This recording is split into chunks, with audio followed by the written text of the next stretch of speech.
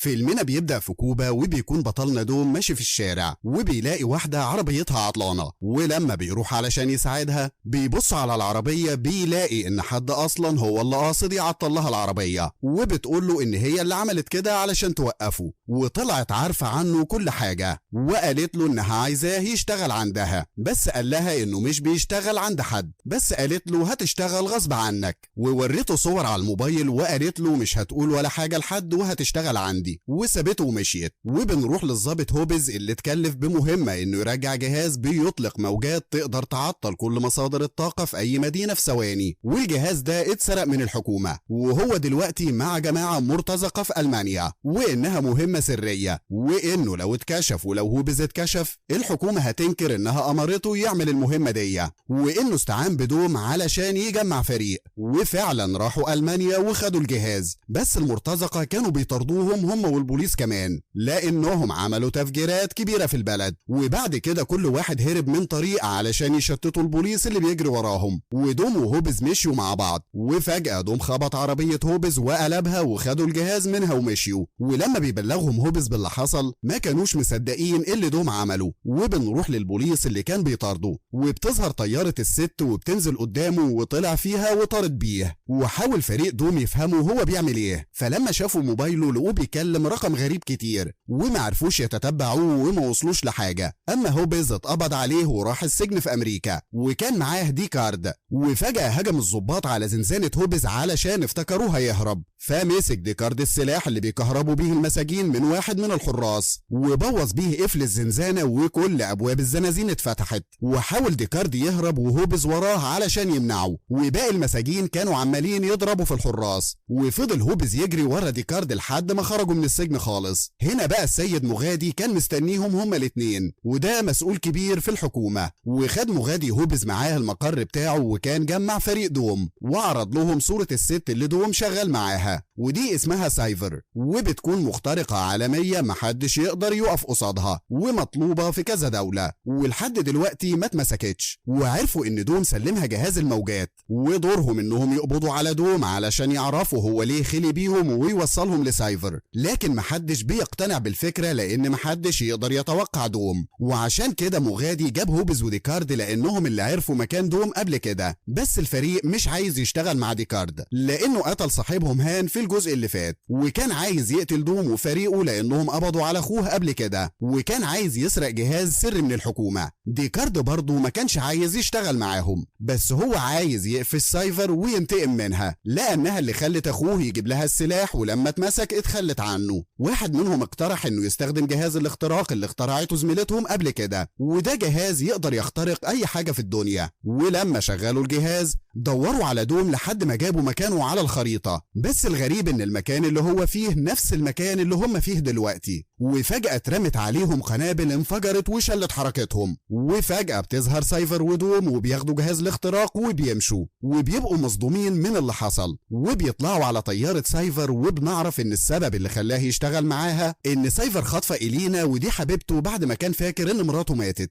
بس المفاجأة ان إلينا ما كانتش لوحدها وكان معاها ابن دوم، وقالت له انها كانت عارفة انها حامل، بس هو سابها علشان يرجع لمراته اللي اكتشفت انها عايشة وسافرت له يقضوا شهر العسل مع بعض. وكنت عايز اقولك على ابننا لكن ملحقتش لان سايفر كانت خطفتنا، وهم واقفين جت سايفر ومساعدها وقالت له انا عارفة انت بتفكر في ايه دلوقتي، انت عايز تقتلني، واديته مسدس، بس قالت له انت لو قتلتني هيدخل فريق متدرب وهيقتل ابنك، فبيعرف ان كلامها صح وبيضطر يشتغل معاها، وقلع السلسلة بتاعته وعلقها قدام إلينا وابنه. وفي قر مغادي بيحاولوا يعرفوا ازاي سايفر ودوم دخلوا البلد من غير ما حد يعرف، وديكارد عارف انهم دخلوا عن طريق الرحلات الخفية، وبالطريقة دي عرف ديكارد انهم راحوا نيويورك، وراح الفريق كله عليها بس متخفيين علشان سايفر ما تعرفش هم فين من جهاز الاختراق اللي سرقته. وفي الوقت ده دوم كان رايح يعمل المهمة بتاعته، بس داس على زرار في العربية وبدأت تتعطل، وركن في شارع جانبي، وبتكون سايفر بتراقبه بكاميرات من كل حتة، وبيقول وبيقول لها انه هينزل يشوف العربية فيها ايه. ومن خلال جهاز الاختراق اخترقت كل الكاميرات اللي في المكان علشان تراقبه. لكن بعد كده جت عربية ركنت قدام دوم وحجبت عنها الرؤية، ودوم مشي وراح لأم ديكارد وقال لها انا هعرض عليكي عرض اني هديكي جهاز صغير. وهنا سايفر كانت بتحاول تشوف توم فين، واما اتحركت العربية اللي كانت حاجبة الرؤية شافت دوم وهو بيصلح العربية ومطلع الحاجة اللي كانت معطلاها، وبيبدأ يركب العربية وبيتحرك. وبنشوف ان بيكون في موكب للوزير في الشارع معدي من المنطقة، واخترقت سايفر كل العربيات اللي في المنطقة ووجهتهم كلهم ناحية موكب الوزير، وفضلت تهجم عليه بالعربيات لحد ما حصرته، وما كانتش عارفة تتحرك بس فضل فيها لأنها مصفحة وأمان. وبعد شوية جه دوم وطلب من الوزير رموز الصواريخ النووية اللي معاه، لكنه رفض يديهاله، وراح عمل فتحة في تانك العربية علشان تنفجر. فخاف الوزير واداله الشنطة وخدها دوم ومشي، ولقى فريقه قدامه وقدروا يحاصروه وضربوا عليه أحبال حديد من عربيتهم علشان يثبتوا عربيته، وهو ما كانش عارف يتحرك فحاول يقلب عربيات فريقه ونجح في ده، وعربيته هو كمان اتقلبت ونزل خد العربية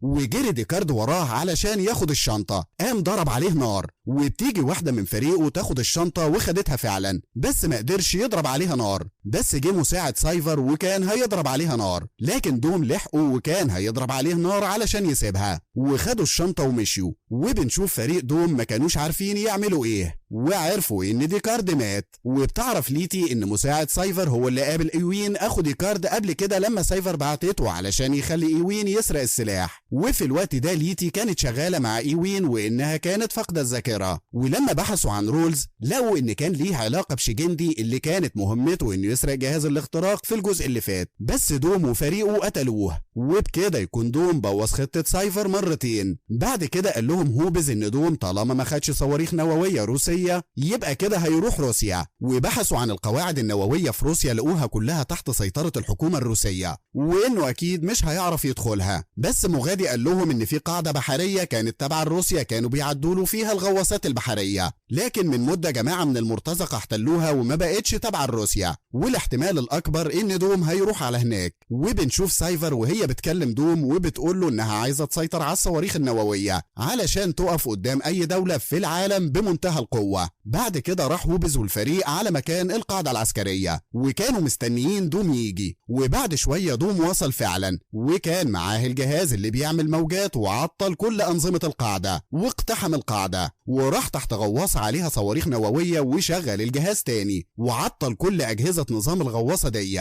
وسايفر اخترقت الغواصة دي وبقت هي المتحكمة فيها وشغلتها، وفريق هوبز عرفوا ان سايفر بتحاول تقتحم الغواصة، فرمزي البنت اللي معاهم قررت انها هتحاول تخترق نظام الغواصة تاني ويدخلوها وتتحكم فيها من غرفة التحكم، وشوية من الباقيين هيخشوا الغواصة علشان يشيلوا الشرايح المسؤولة عن اطلاق الصواريخ. وفي الوقت ده دوم قدر يهرب من القاعدة، وسايفر عرفت انهم اقتحموا القاعدة وبلغت دوم بالمكان اللي هيروحوه بعد كده، وحاولت رمزي تخترق نظام الغواصة بس سايفر كانت اقوى منها وقدرت تمنعها من دخول النظام نهائي. وباقي الفريق حاولوا يلاقوا الشريحة، لكن سايفر بتكون شغالة العد التنازلي علشان تضرب صواريخ نووي عليهم، ولكن وصلوا للشرايح قبل ما سايفر تضرب النووي. ولما سايفر عرفت اللي حصل شغلت الغواصة علشان تهرب بيها، وفريق هوبز خرجوا كلهم من القاعدة بس الجنود اللي فيها كانوا بيطردوهم. وخطة هوبز كانت انهم يقفلوا السد اللي بعد القاعدة علشان يمنعوا الغواصة انها تخرج بالصواريخ اللي عليها دي كلها. وفي الوقت ده دوم راح يقابل رولز مساعد سايفر اللي طلبت منه يقتل كل فريق دوم، لكنه ما كانش عارف يعترض لان ابنه معاها، وكان دوم قاعد مستني مكالمة من حد. وفي الوقت ده هوبز وفريقه كانوا في طريقهم للسد، وكان الجنود عمالين يضربوا نار عليهم، وفي الجو انتصر طيارين على طيارة سايفر ودخلوها. ولما بتشوف سايفر مين اللي دخل الطيارة بتلاقي ديكارد واخوه اوين، وبنعرف لما دوم ضرب عليه النار وقع اغمى عليه بس، وجت عربية بوليس كان فيها الفريق عادي وشالته، وام ديكارد كانت مستنياه في العربية وعرفت اللي حصل واللي بينها وبين دوم، وطلع طلع دوم ان العربية اللي جت تغطي عليه قبل كده كانت تبعه، ولما قابل ام ديكارد اداها جهاز يقدر يتتبع طيارة سايفر، وطلب منها ان ديكارد يروح ينقذ ابنه، وفي المقابل هو هيساعد ديكارد انه يعرف السجن السري اللي اخوه فيه علشان يهربه، لانه استخدم جهاز الاختراق وعرف مكان السجن.